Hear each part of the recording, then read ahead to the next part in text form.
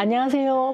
오늘은 제주도 서귀포에 왔거든요. 감귤 농사를 지으시는데 여름에 하우스 감귤, 겨울에도 타이팩으로 감귤 농사를 지으시는 분이세요. 제 유튜브를 보시고 제가 꼭 왔으면 좋겠다 요청을 하셔가지고 오게 됐거든요. 자연 제철 과일 꼭 맛있을 때까지 기다려야 된다. 그리고 과일은 자연과 농가의 노력 위해서 만들어지는 거잖아요. 그래서 가장 맛있게 또 재배하시는, 노력하시는, 그리고 막 튼튼해야 우리도 농약도 많이 안 치고 이렇게 할 수 있거든요. 그런 과일을 재배하신다고 보고 싶다고 해서 왔으니까 오늘 제가 우리 사장님과 어떤 대화를 나누는지 한번 지켜보세요.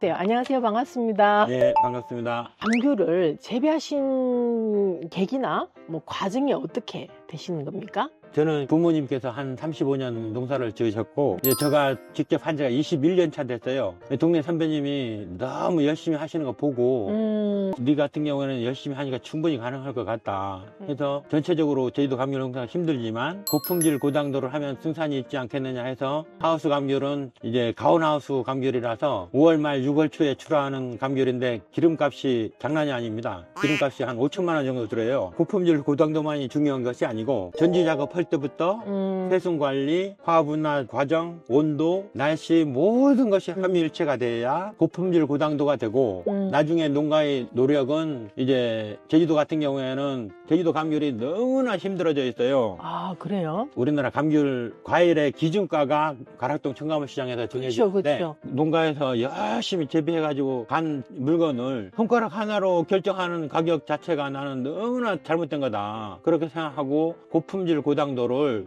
소비자들한테 직접 공급하는 것이 좋지 않겠느냐. 그렇게 해서 제가 최대한 노력하고 있습니다만은 아직은 힘들어요. 그래서 사장님한테 전화하게 된 계기고 열심히 해보려고 브랜드 감귤 대학도 한 4년 전에 다녔는데 네. 실적 위주로 교육받는 것이 아니고 자기가 진짜 진정하게 감귤 재배를 위한 공부 그런 공부를 많이 해야 되고 저 나름대로도 유튜브가 됐든 다른 타 농장의 견학도 많이 보고 해서 매일 아침 새벽 4시, 5시에 인원하고 회의하고 하면서 지금까지 왔습니다. 그럼 사장님이 생각하시는 재배 철학이 뭐세요? 사람이든 식물이든 똑같다고 보거든요. 네. 우리 사람도 초등학교 때까지 잘 관리해줘야 잘 성장하듯이 식물도 네, 뿌리가 네. 진짜 중요하다고 봐서 네. 뿌리 맑은 제를 제가 많이 뿌리기도 하고 외국 그 미생물도 많이 뿌리기도 하고 합니다.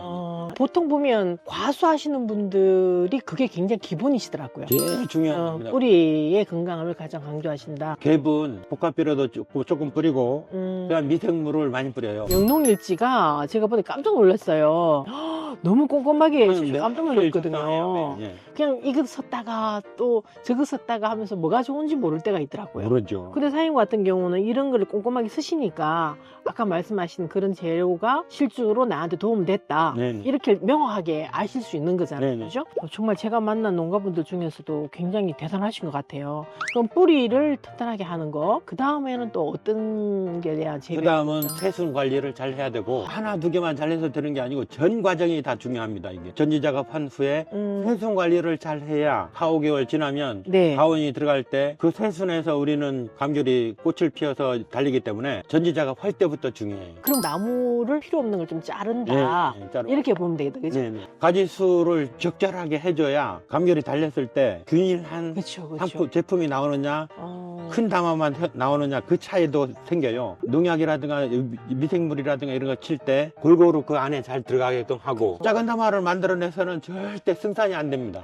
작으면 맞아요. 키로수가 안 나와요. 작은 제품 10개 하나 중간 제품 5개 하나 맞먹는 거기 때문에 적정한 이제 규격을 만들어내는 게 세수 관리다. 맞아요. 그런 얘기죠? 그 다음에는 이제 최근에 기후변화로 날씨가 추워졌다 따뜻해졌다 그것이 반복되다 보니까 기후 조건을 맞춰주는 거. 그럼 저 같은 경우에는 저 하우스 안에 들어가 보시면 알겠지만 통풍팬이라든가 열풍기라든가 무인방제기 이런 것들이 다 구비가 되어 있어요. 온도 온도가 너무 뭐 오르거나 네. 또 습도가 많거나 낮으면 또 병이 올 수 있으니까 이제 병충해가 없도록 네. 적정한 습도랑 온도를 맞춰주는 게 굉장히 중요하다. 네, 이 맞아요. 말씀입니다. 그죠? 그럼 재배에 대해서 과정이 또 있습니까? 11월 말 되면 꽃이 다 피고 개화돼서 콩방울보다 조금 커지면 이 적과 작업을 해야 돼요. 나중에 보시면 알겠지만 균일한 제품이 나옵니다. 그 다음에 묶음 작업을 해줘야 돼요. 매달기 작업. 매달기는 왜 하죠? 매달기는 보리가 익으면 고개가 숙이듯이 아, 감귤도 익으면 무거운 것이 완전히 네. 커요. 그 네. 가지가 햇빛을 나중에 본다. 햇빛을 잘 어. 볼 수가 있고 꺾이면 영양분이 그쪽으로 잘 안 가잖아요. 그게 수확 단계에 들어갔을 때는 이게 제대로 익었냐 안 익었냐 이게 제일 중요하잖아요. 저도 이렇게 과일을 해보면서 느끼는 게 자연 제철 과일이라고 강조하는 이유가 나무에서 맛있을 때까지 있다가 수확해야 되잖아요. 근데 그게 안 되는 경우는 건강하지 않으면 이게 과숙 때문에 떨어져 버리잖아요. 맞아요. 그래서 저는 이 과정들이 굉장히 중요하다는 거를 좀 많이 느끼겠더라고요. 그 다음 그럼. 보시면 알겠지만 네. 1차, 2차 단수를 해요. 단수라는 건 이제 물을 없앤다, 안 준다. 네. 그럼 물을 안 주는 이유가 뭐죠? 당도를 높이기 위한 거. 아, 당도를 높이기 위해서 이제 산도 빠지고 수분이 빠지니까 과일의 당도가 올라간다. 네, 맞아요. 그럼 이걸 하지 않으면 아무래도 좀 맛이 좀 싱거울 수가 있겠네요, 그죠? 네. 그럼 이렇게 하다 보면 알도 커지지 않기 때문에 생산량은 일반 농가보다 줄 수도 있다, 그죠? 네네, 맞. 그렇기 때문에 이런 부분에 대해서 가격적으로 좀 이렇게 업돼야 업돼야 될 이런 노력이 결과가 효과가 나오는데 효과가 있는데, 안 되니까 맞습니다. 문제가 되는 거 네, 아니에요? 맞습니다. 그죠? 그럼 이제 수확하는 과정에서 단수가 이제 굉장히 중요하다. 최근 지금 한 2, 3일 전부터 수확을 원래 들어갔어야 되는데 네. 지금 감귤이 빠른 속도로 익지를 못하고 있어요. 그러다 보니까 수확을 지금 일주일 연료를 늦췄어요. 사장님 대단하시다. 이게 빨리 따버리면 가격이 지금 비싼데 그런데 그런 욕심을 버릴 수 있다는 버렸어요. 게 너무 힘들지 않아요? 누가 알아주지도 않은데 안 알아줍니다. 근데 그거 너무 힘들지 않나? 사장님은 알아주시잖아요. 근데 근데 근데 제가 이렇게 농가분들하고 다녀보면 품목은 다르지만은 전 모두가 좀 비슷한 것 같아요. 어떤 농가분들은 뭐 물을 많이 줘서 과일을 크게 만든다거나 그 다음에 이런 알속금 같은 거 제대로 안 해가지고 맛이 없다거나 이렇게 되더라고요. 근데 이제 그런 것들 소비자분들이 자세히 모르니까 우리 사장님들을 뵙고 얼마나 노력하시고 그게 얼마나 힘든 일인지를 직접 좀 알리고 싶어서 저도 이 일을 하고 있거든요. 저는 제일 중요한 게 우리 소비자들이 진실한 물건을 볼 수 있는 가치를 키워야 되지 않냐 하는 게 제 생각이거든요. 그래서 이제 그런 사장님의 노력을 좀 알아주셔야지 그런 좋은 물을 먹게 되고 그럼 사장님도 계속 걱정 안 하시고 맞아요. 농사만 지을 수 있겠죠. 맞아요. 우리 농가는 판매에 대해서는 걱정 안 하고 그 어떻게 하면 고품질 고당도를 만들 것이냐에 대해서만 고민해야 되는데 최근에는 판매까지 유통까지 다 고민해야 되는 시대가 왔어요. 농가가 모든 걸 다 처리한다는 게 쉬운 것이 아니거든요.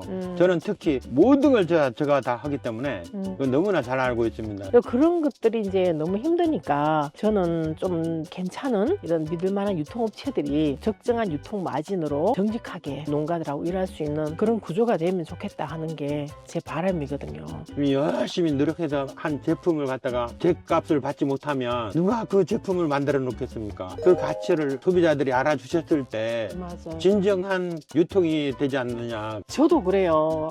아주 미비합니다. 제 힘이. 그래서 너무 안타깝기도 하고 속도 상하고 그래서 저는 오늘 이제 이런 사장님과의 이런 대화가 우리나라 농업에 좀 변화를 줄 수 있는 계기가 되었으면 좋겠다는 그런 간절함이 생기고 저는 농가분들을 만날 때 제일 우선적으로 철학이 없으면 저하고는 일을 못 하거든요. 근데 사장님 같은 경우는 그런 철학이 명확하게 가지고 계시고 하니까 너무 좋은 얘기를 많이 하게 돼가지고 제가 오늘 너무 잘 온 것 같네요. 네. 자, 그럼 한번 하우스 한번 들어가 볼까요? 네. 다른 데는 크고 작 이런 것도 좀 많은 편인데 사장님은 전적으로 좀 균일하다는 네. 게 좀 특징인 것 같네요. 그 저가 작업을 다 해서 사이즈가 균일하잖아요. 소비자들이 생각할 때 이 하얀 거 있잖아요. 이게 이제 뭐냐고 생각할 수 있을 것 같은데 칼슘제입니다. 칼슘. 칼슘제. 색깔 잘 나게 하고 당도를 높이기 위한 어. 제품이거든요. 우리 사람도 칼슘이 없으면 맞아요. 나중에 그때 골다공증 오듯이 요 껍질과 이 과육 사이가 네.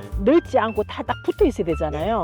그러게 이제 칼슘이 부족하면 얘네들이 이제 붕 떠 있을 수 있다. 그래서 이제 이런 것들을 어떻게 닦느냐 하는 것도 중요하다, 그죠? 딴 거는 기계 그게- 닦으니까 네네네. 큰 문제 없어요. 사장님 오늘 너무 고생하셨고 감사합니다. 이제 얘기 많이 나눴으니 보니까 사장님 물건이 좋다는 거를 열심히 홍보하고 또 소비자들한테 인식시키는 게 중요한 거니까 저도 자신 있게 가서 열심히 한번 해볼게요. 감사합니다. 사장님 만나뵙게 해서 진짜 꿈인지 생신인지 모르겠습니다. 알겠습니다, 사장님. 감사합니다. 네. 감사합니다.